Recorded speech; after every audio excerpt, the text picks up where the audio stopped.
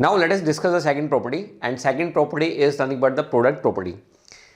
तो हम यहाँ पे डिस्कस करते हैं अपनी सेकंड प्रॉपर्टी के बारे में। तो जो सेकंड प्रॉपर्टी है उसको हम कहेंगे product property. So second property is the product property. अब देखो ये कहती क्या है, अगर हमारे पास कोई सिग्नल है एक्स ऑफ टी और इसको मैं मल्टीप्लाई करता हूँ डेल्टा ऑफ टी के साथ, तो क्या होगा, डेल्टा ऑफ टी तो हमें मिलेगा। अब ये इम्पल्स कहाँ पे लाई कर रही है, जीरो पे, तो ये हमारे पास कितना आ गया, एक्स नोट हमारे पास आ गया।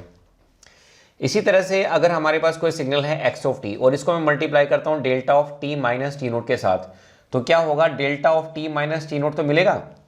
ये इम्पल्स कहाँ पे लाई कर रही है, टी नोट पे, तो हमारे पास रिजल्ट क्या आ जाएगा, x of t note result हमारे पास आ जाएगा। क्लियर है यहाँ पे।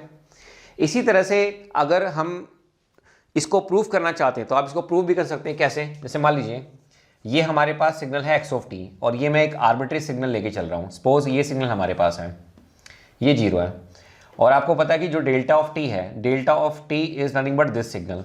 जीरो पे ये वन रहेगा, ये स्मॉल टी रहेगा। अब मैं आपको क्या कह रहा हूँ कि अगर आप एक्स ऑफ टी को डेल्टा ऑफ टी के साथ मल्टीप्लाई करते हैं तो डेल्टा ऑफ टी तो मिलेगा, यानी कि आपको रिजल्टेंट सिग्नल में डेल्टा ऑफ टी तो मिलेगा। आपको ये चेक करना है कि जहाँ पे इम्पल्स डिफाइन है वहाँ पे उस सिग्नल की वैल्यू कितनी है। तो देखो जब इसको इससे मल्टीप्लाई करोगे तो जीरो पे, यानी कि एक्स नोट की वैल्यू सपोज करो यहाँ पे 1.2 है, तो यहाँ पे आपके पास कितना जाएगा, 1.2। अगर यहाँ पे 2 होगा तो यहाँ पे क्या आएगा, 2 आएगा। Are you getting my point. तो इस तरह से हम क्या करते हैं, यहाँ पे क्वेश्चंस को हम क्या करेंगे, यहाँ पे सोल्व करेंगे। इसके बाद देखिए अब हम डिस्कस करते हैं यहाँ पे थर्ड प्रॉपर्टी। तो थर्ड जो प्रॉपर्टी है, this is nothing but shifting property. इसको हम क्या कहेंगे, इसको हम कहेंगे shifting property, third property. Now if I just take the area minus infinity to plus infinity, this is x of T into में डेल्टा ऑफ टी इंटू में D T. इसका रिजल्ट बताओ क्या आएगा। आपको पता है पहले क्या लगाएंगे, प्रोडक्ट प्रॉपर्टी, तो उसके बाद रिजल्ट आएगा ये, when you take the integration what will happen, area under the impulse will remain 1, so result will be what, result हमारे पास आएगा एक्स नोट हमारे पास।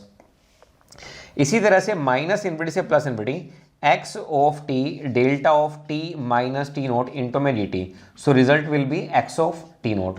क्योंकि मैं आपको पहले बता चुका हूँ, इम्पल्स चाहे जीरो पे लाई करे, चाहे वो प्लस टी नोट पे लाई करे या फिर माइनस टी नोट पे लाई करे, उसका जो एरिया होता है वो हमेशा आपके पास कितना रहता है, 1 रहता है। So I hope this is very much clear to you, आपकी काफ़ी अच्छे से समझ में आया होगा। अब इसके बाद एक प्रॉपर्टी और है, वन अनदर प्रॉपर्टी, और वो जो प्रॉपर्टी है उसका नाम है डिफरेंशिएशन प्रॉपर्टी। क्या नाम है, डिफरेंशिएशन प्रॉपर्टी। ठीक है, तो डिफरेंशिएशन प्रॉपर्टी क्या कहती है, अगर हमारे पास सिग्नल इस फॉर्म में है माइनस इन्फिनिटी से plus infinity, this is x of t delta की पावर एन इंटू में टी इंटू में डी टी, या फिर इस फॉर्म में सिग्नल आपके पास है माइनस इन्फिनिटी से plus infinity, x of t delta की power n t minus t naught into में डी टी। ठीक है, माइनस हो प्लस हो वो भी हम यहाँ पे डिस्कस कर लेंगे। तो इनका जो रिजल्ट आएगा, रिजल्ट क्या रहेगा, दिस इज -1 की पावर एन, दिस इज -1 की पावर एन। सो इम्पल्स आपकी डिफाइन है जीरो पे, तो ये आपके पास आएगा इस फॉर्म में एक्स की पावर एन नोट, ये आएगा आपके पास एक्स की पावर इम्पल्स लाई कर रही है टी नोट पे। So this will be your result, ये आपके पास रिजल्ट रहेगा। समझ पाने मेरी बात। तो I think this is very much clear to you. तो ये हमारे पास यहाँ पे कुछ प्रॉपर्टीज हैं, तो इनको आप नोट कर लीजिए, और इसके बाद फिर हम क्या करेंगे, इसके बाद फिर हम प्रॉब्लम लेंगे बेस्ड ऑन दिस प्रॉपर्टीज।